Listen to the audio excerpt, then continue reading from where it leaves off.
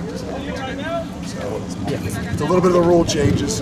They added some extra helmet practices in there. But for us and our guys, I mean, try to back them off a little bit today, and we'll have a big one tomorrow night. But as you can tell, they don't back off much when it comes to helmet.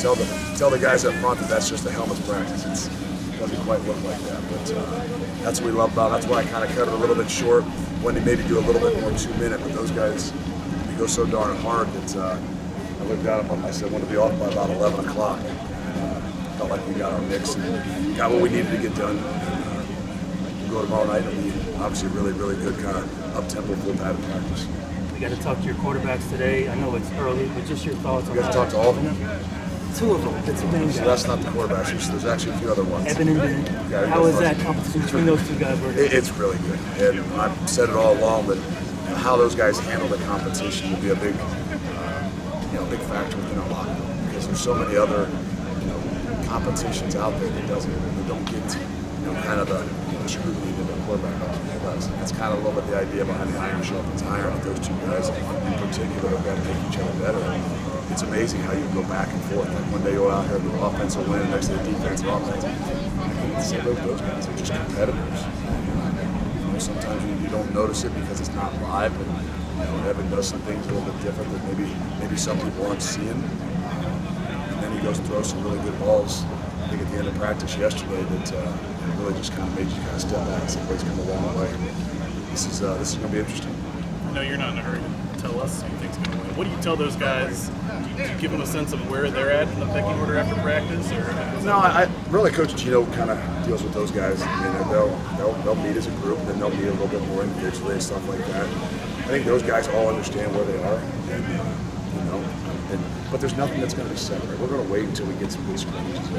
It's always difficult. I think Coach Gino's doing a great job at knowing who's going to be in and what sets. We try to do a little bit more by days, but that's hard to do.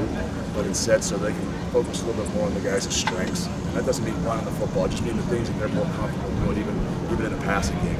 So it's kind of a whole group effort that you really got to kind of be really organized so you can try to figure out how this is going to work out. Are you seeing any of that separation you were looking for or hoping to see? You know what, you think one day maybe when you walk off the field, then you go and watch the film and you see something else. And then you come out the next day and maybe you think a little bit. The amazing thing is you're 2 incredible competitors. I don't think if you didn't know any different, you could look out here and see that they aren't helping each other and working with each other. This isn't like me against you. It's hey, this is our team and iron sharpens iron. We've got to do this and do it the right way. Obviously, there's a ton of stuff you have to evaluate in a competition like that, but is there like a factor or a couple of factors that is going to be bigger than anything else in making that decision? I think decision making is always the thing, and the unique thing is going to be is we keep talking about we're a young team. Well, we've got a lot of old guys, and we've got a lot of guys that that have been here for a long time. They're great leaders. They just maybe haven't had the experiences on the field. So that decision making, obviously, at the quarterback position is really, really, really important. But it's the same way on the defense. We've got a middle linebacker, and his decision making is going to be really, really critical to us. We love him to death, and Will's done a great job, but he hasn't really been in the fire. And so that's what I mean when I say a younger team, but just how those guys are going to handle some of those decision making opportunities. Obviously, it's a lot easier to see in the quarterback position. I assume you tried to put them in positions like that even here. And that's what we do. As best we can, we try to make it as competitive as possible. The game today there's not a whole lot of live situations, not nearly as much tackle, but you got to find ways to get it as competitive as possible and put those guys in situations, see how they handle it. Not just quarterback, but any of the position battles. How do you handle if a guy has a tough day? What's the messaging? That happens. I mean, sometimes I feel like that's the better part of it because you see how guys handle it.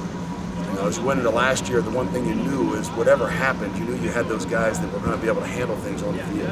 And that's where the newer, younger team, that you just don't know how that's going to be handled on the field. So actually, I think it's part of it. Actually, we move guys around to 1s and the 2s on purpose just to see how they're going to handle it, and more try to just challenge them in the mind. And, obviously, this will do it out here when you're out here for 18, 19 days. Your mind will get challenged. But we try to challenge it ourselves in other ways too. You talked about the competition at running back. With some guys banged up there, is that frustrating, or do you use that as opportunity for the guys? No, I think it's opportunity. I think that obviously Corey Kiner is a unique. Miles has done a great job, and Bird, and then obviously Chuck and Monty. Monty's been a little bit limited, but we know who Monty is. I'm not overly worried about trying to push Monty. I think with Corey, we kind of held him a little bit in my mind, just to say, hey, let's wait till he's at a point where he can actually go. Because I think that, you know, for him in particular, set an example, and being his first time really with us, I think I want to make sure he can go for the whole day, so that he can kind of show and prove and earn some trust, not just from us, but from everybody around him. I think it's the best thing for him. It could be the best thing for our team. The D-line has been a consistent strength for you over your years here. Losing so many guys there, it seems like it still will be a strength with Jabari and Curry. There's no doubt it is a strength. Like, just like I said, the offensive line is the only thing we've got to create some depth. And we really got to have some of those younger guys step up so that we can feel like we can have what we did with Marcus Brown and Curtis Brooks last year. Curtis Brooks got drafted because he's a great player. He got drafted because he played 52% of the snaps. And Marcus Brown played 48% of the snaps. And really to have those guys balance, they could play as hard as they did. They could dominate in a different way. And that's the only thing. We've got to have some of these other guys that's going to have to be able to spell Jamali and Juwan Graves and Malik Van and those guys. So we've got 4 or 5 right now that we think we feel really good about being able to put in there. But who's going to be the 6, 7, 8 guys we have to have? We've all seen what Corey kind of could do at Roger Bacon and LSU. In your mind, what does he bring to this program? Well, just yet. I mean, that's why I said he's been the one that I personally said, hey, let's just kind of hold until he's really ready to go for a whole day. And I think that's, in my mind, so that he can go out there and prove and kind of show and earn the trust of the guys that are around him. Because there's so much more to just being a great player. You know, the way we do this thing and the way this thing has to be done, you know, to sustain things and to do it over time, you got to have a lot of people around you. Got some faith and trust in him. So I've been trying to hold him a little bit more so we can put him into a position, hopefully tomorrow night, where we can actually let him go and practice the whole practice and see how he handles on period 4, 5, 6. See how he handles when he's a little bit tired.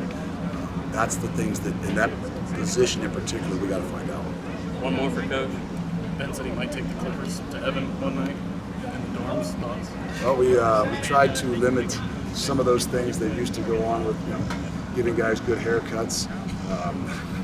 Sometimes I just have the quarterback stuff, but I would imagine that that'll be well thought out. They're very intelligent guys in that position in particular. They're not going to do something that they don't have a plan for. I would expect nothing. Can you imagine seeing Evan with short hair?